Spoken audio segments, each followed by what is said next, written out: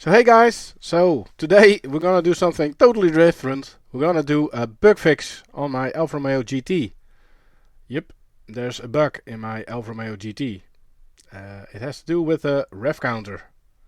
So wait for it. Wait for it. Let me turn on the light. And there it is. An actual bug. What the fuck? Oh my god. How long has it been there? I don't know. But it's time to get it out. So, oh my word.